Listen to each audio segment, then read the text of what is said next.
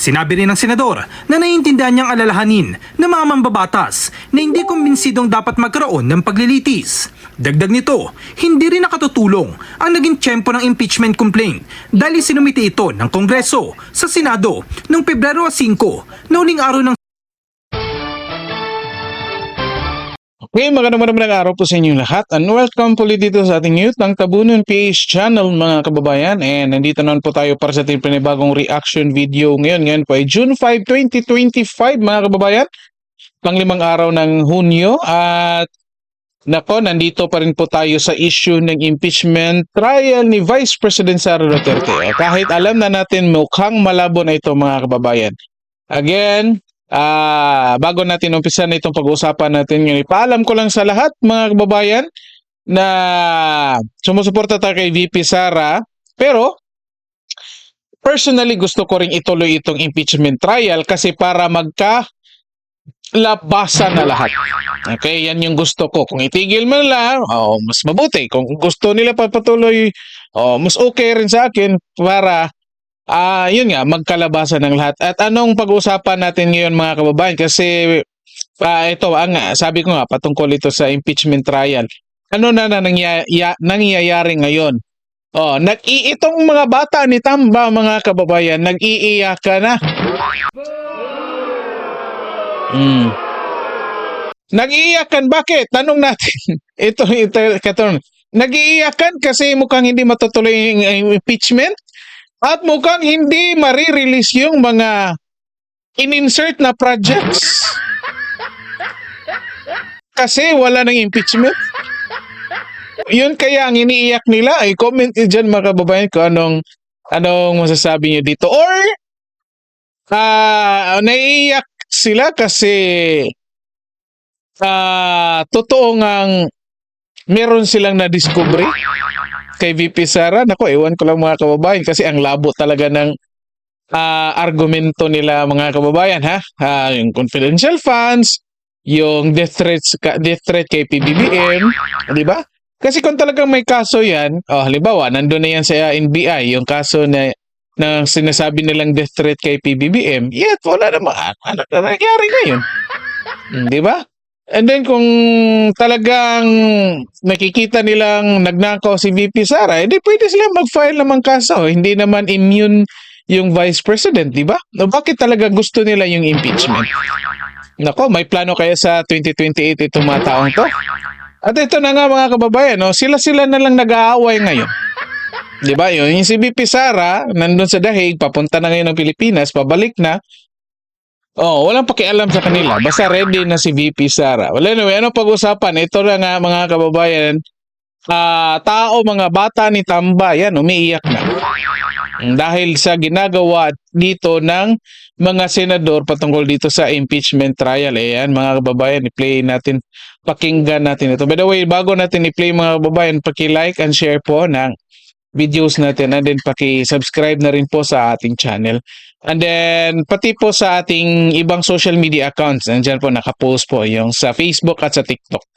Okay, wala pa po tayong Instagram, hopefully gagawa tayo kasi hindi ako marunong ng Okay, mga kababayan, hindi tayo familiar sa mga social media eh. Okay, so sige, post ka na lang kapag meron na tayong Instagram account. Okay? And sa lahat ng nakapag-subscribe at nakapag-follow na, of course, maraming salamat po sa inyong lahat at palakpakan tayo dyan. Okay, play na natin, pakinggan. Tingnan niyo mga kababayan, world war na daw. Kababayan. Kasi binanatan kasi ito ni Chis Escudero itong mga bata ni Tamba mga kababayan. A world war erupts between Philippine senators and...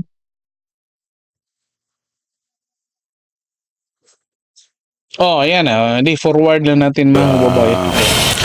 Constitutional duty. Matik yun dahil nasa constitution yun na dapat mag-convince sila Another House prosecutor, Representative Jervil Luistro, says there is no mention at all of dismissal of articles of impeachment in the Constitution, which means it is mandatory that the Senate conduct a trial and decide on whether to acquit or convict Duterte. Isa pa ito mga kababayan si Jervil Luistro. Nako, yung palaging nakariban yung buhok. Di ba may kaso to? I-comment nyo nga dyan mga kababayan. Di ba may ano pa to sa COMELEC, may issue pa ito kasi vote buying ito eh. Sa pagkakaalam ko, correct me if I'm wrong ha. Comment kayo dyan. Sa pagkakaalam ko, may kaso pa ito. May vote buying issue ito doon sa kanila kasi namimigay ng pera during election mga kababayan or before election. And I think na-feature din natin yan dito sa isa sa mga videos natin na ito, ano pa ito. Ngayon, tanong natin. Sino paniniwalaan natin ito na may totoong kaso ng vote buying o yung sinasabi nilang issue sa confidential funds ni Vice President Sara Duterte? I-comment nyo nga dyan mga kababayan. Anak ko. Sige, ito patuloy natin. Bukidnon 2nd District Representative Jonathan Flores shared this view. For two lawmakers from the Makabayan Bloc, Dito pa na naman, Andito na naman itong mga makakaliwang grupo mga kababayan kasi ito, Gabriela, galit na galit, hindi nakapasok sa mga party list mga kababayan. Itong kabataan, I think meron silang isang seat. Ayan, pakinggan natin.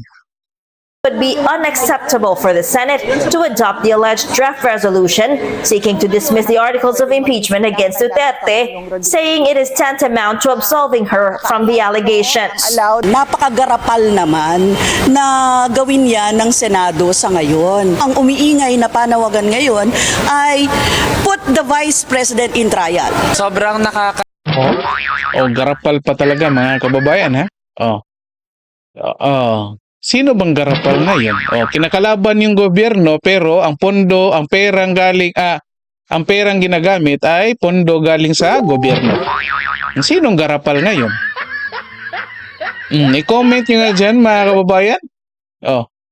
Bakit natin nasasabi? Kasi confident tayo mga kababayan na itong dalawang to, membro ng Kabataan at Gabriela, ay mga makakaliwa ito. Sinong may sabi? Hindi ako may sabi dyan mga kababayan. Yung NTF-L CAC ha? Yung NTF-L CAC, yung kumakalaban sa mga CPP, NPA at NDF na mga grupo. At sinasabi ng NTF-L CAC, itong dalawang grupong ito, tatlo pala ito, Bayan Muna, apat pala.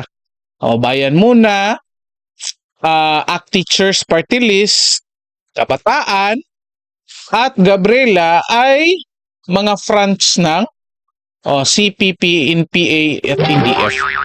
At ito, may pa sabi-sabi pa na garapalan. Sinong garapal ngayon? Kinakalaban nyo yung gobyerno, pero ang gamit nyo pera ng taong bayan. Di ba?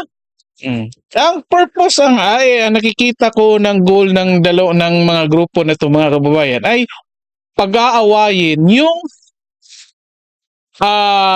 administrasyon itong halimbawa itong yung mga posibleng papasok sa susunod na election, halimbawa itong si VP Sara Duterte. Pag-aawayin yan para sila yung papasok. At ito talaga ang nakikita ko ay tunay na bata ni Tamba mga kababayan. Bakit? Itong mga grupong ito, nangangailangan niya ng pondo, nangangailangan niya ng makinarya para makagalaw. Kasi yung mga kaibigan nila nasa lugar na mahirap i-access mga kababayan katulad ng bundok. Yung mga kaibigan nila nandoon kailangan mabuhay, kailangan ng pera. 'Di ba? At sino ang mayroong makinarya diyan sa Congress? Di si Tamba, 'di ba? Si Tamba ang may pera. Okay? At si Tamba naman, kailangan niya ng mga taong manggugulo. At sino ang may hawak ng mga tao na 'yan? Itong grupo na ito. So, sabi nga sa relasyon, mga kababayan, relasyon talaga. They complement each other. They complement, ibig sabihin, si Tamba nangangailangan ng tagagulo, nandyan sila. Sila naman nangangailangan ng makinarya, nangangailangan ng pondo para mabuhay yung ibang grupo nila, mga kaibigan nila, nandyan si Tamba. So they complement each other. Kaya nagkakaintindihan yan sila. Yun nga, sabi ni VP Sara, nag-meeting na 2023 pa, nag-meeting na yung Makabayan Black together with Martin Romualdez para patalsikin si VP Sara. At ito na nga. Di ba?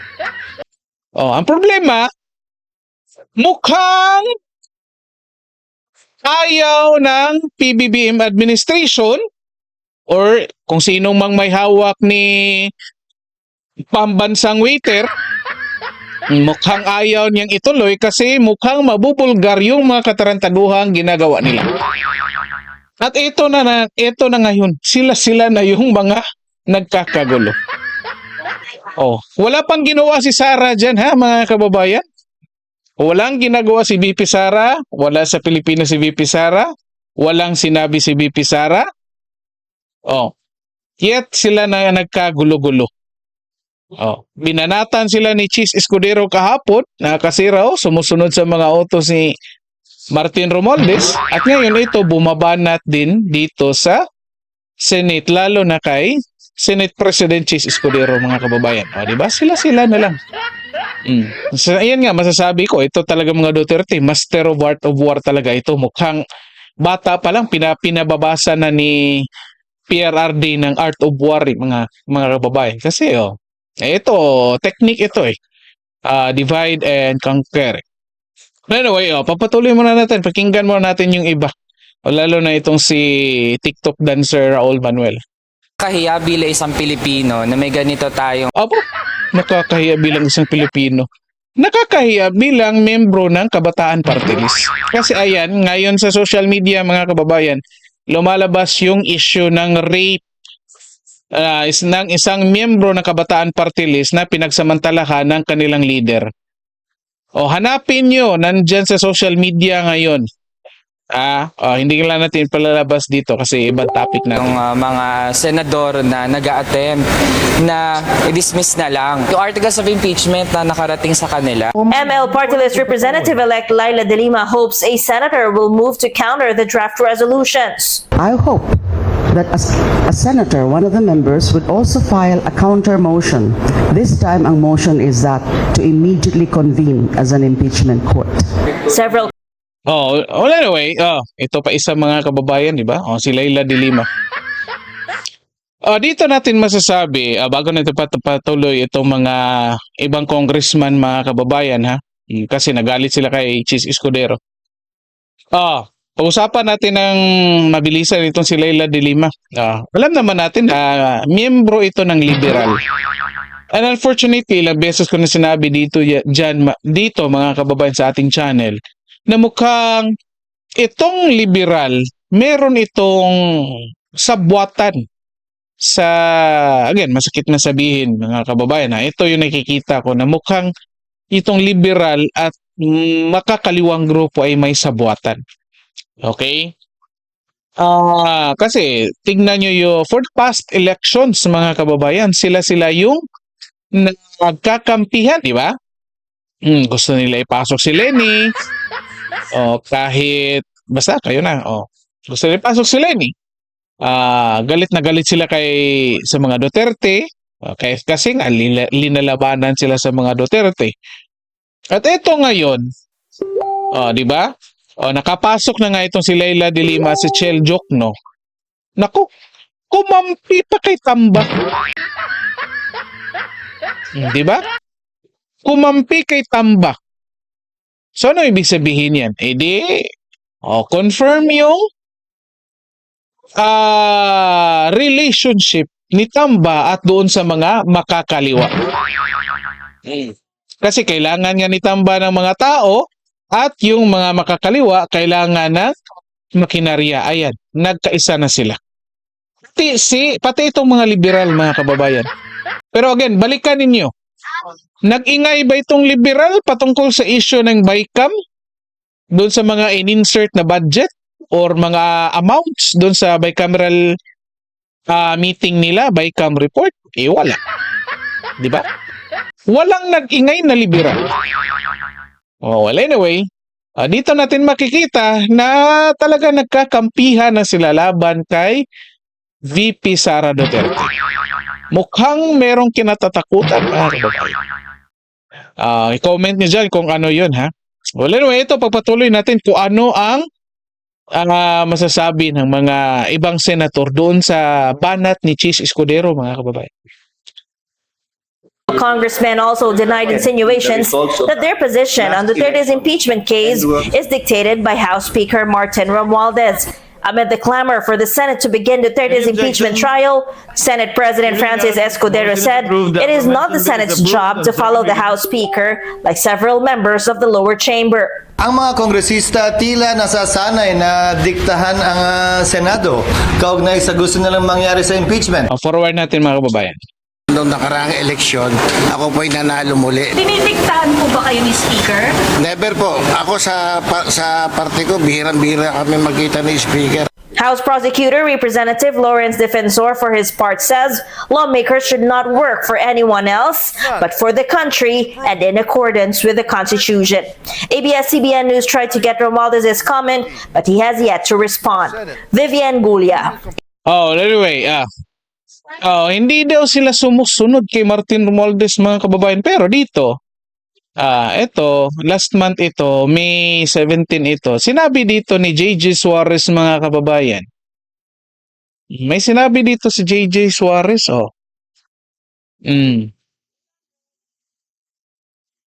support nila kay Martin Romualdez.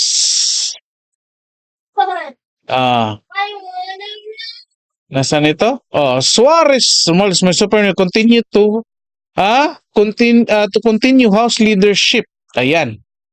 Suarez claimed that Romualdez enjoys the support of more than 2/3 of the elected lawmakers. He said that at least 240 lawmakers out of 315 who were recently elected to sit in the lower chamber.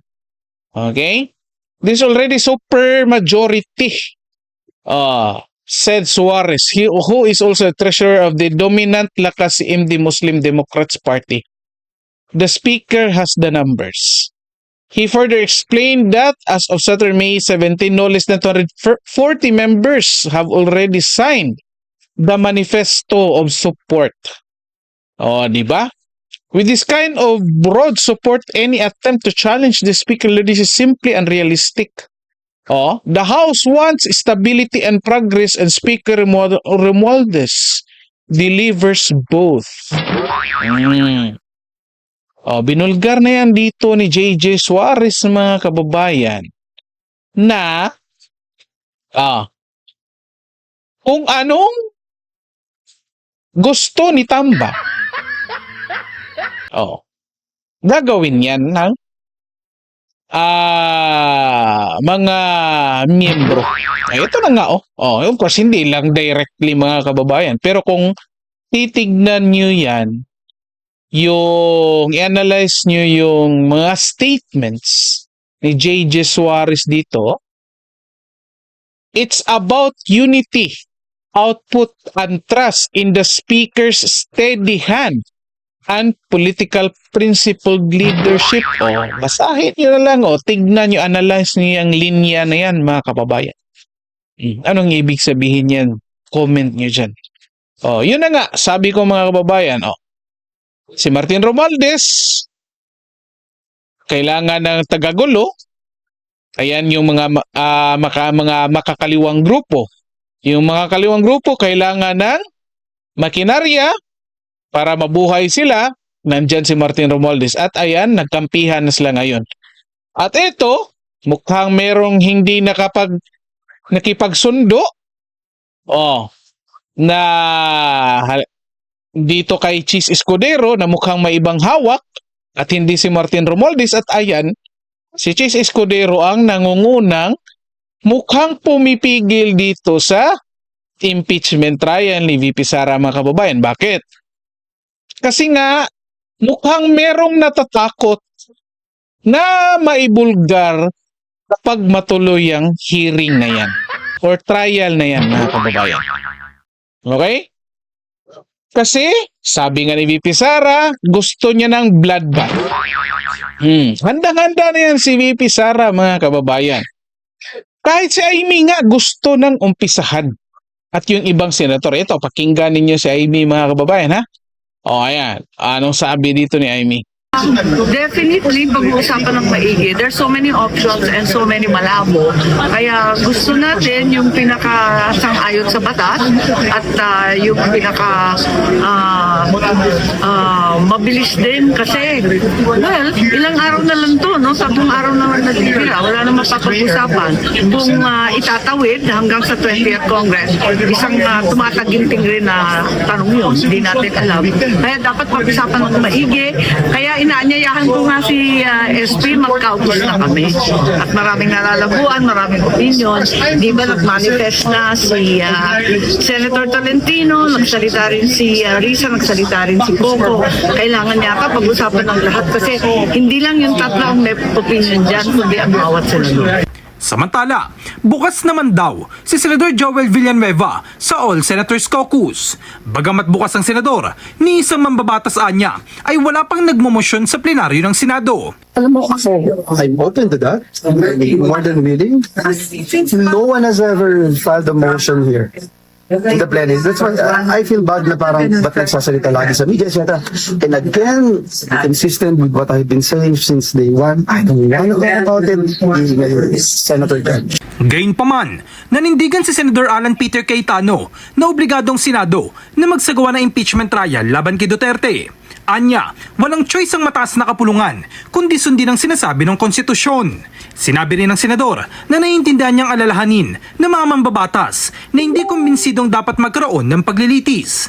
Dagdag nito, hindi rin nakatutulong ang naging tiyempo ng impeachment complaint dahil sinumiti ito ng Kongreso sa Senado noong Pebrero 5 na uling araw ng sesyon bago magsimulang campaign period para sa 2025 midterm elections.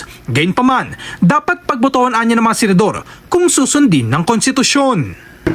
Walang choice ang Senado. Walang choice ang Senado. We have to carry out our constitutional duty. Having said that, the practical side of that is you need 16 to convict. Diba? So in a perfect world, kaya nga may second oath. Kaya nakita nyo lahat ng interview during the campaign, di ba? Hindi kami pwede mag-comment. Kasi mag-oath kami ulit, that will be fair. Pero hindi mo rin matanggal sa reporters magkatanong, Sir, pro ba kayo o anti-sumasagot? Di ba? Para sa Anyway, stop lang muna natin dyan, mga kababayan. Yun nga, si Amy nga, mga kababayan. Si Villanueva, Senator Villanueva at si Senator Cayetano, Alan Peter Cayetano, gusto nang simulan itong impeachment. Pero, yun nga, bakit pinatatagal? Bakit walang nagmosyon? Kahit si Risa Ontiveros, mga kababayan, na kakampi ni Chel Jokno at ni Laila de Lima. And of course, sa ibang grupo ng liberal at mga kakampi ng liberal, hindi nag-motion. O kahit sabihin nating minority, si Risa Ontiveros, pero still, I think bilang senator, pwede naman siyang mag-motion, mga kababayan, di ba? Correct me if I'm wrong. Yet, walang nag-motion. At ito ngayon, ayan. Kasi, ito, sinasabi ni Alan Peter Cayetano na alam ng mga senado, alam ng mga senado tuloy, alam ng mga senador na yung pag-impeach kay VP Sara ay political. Ayun nga sabi, hindi, kahit, ano ba sabi doon? Kahit alam nila na hindi kumbinsido yung lahat ng senador sa pag-impeach kay VP Sara, yet kailangan pa rin nilang gawin yung impeachment trial. So, ibig sabihin, meron silang alam na magic dyan sa pag-impeach kay VP Sara. Pero ito na nga ngayon, bakit ayaw pa nilang umpisahan? Ako personally gusto ko talaga kasi para magkalaglaga na, magkaalaman na, lalabas na yung lahat ng katarantaduhan na ginagawa ng administrasyon ngayon, mga kababayan. Lalo na dito kay VP Sara. Yung ginawa nila sa mga Duterte para lalabas ng lahat. sino kaya ang may hawak dito ni Chis Escudero na mukhang nangungunang pumipigil sa pagpatuloy ng impeachment trial. Again, yun nga, kung matuloy man ang impeachment trial, okay na rin. Para yun nga magkaalaman. Kung hindi matuloy, well, okay na rin. Okay? Ako gusto ko matuloy para yung mga nagdududa kay VP Sara ay maliwanagan din, mga kababayan. Well, anyway, dito na lang po muna tayo. Paki-like and share po ng videos natin and then paki-subscribe din po sa ating channel and sa ibang social media accounts po. Okay? So maraming salamat sa lahat at magandang araw po sa inyo.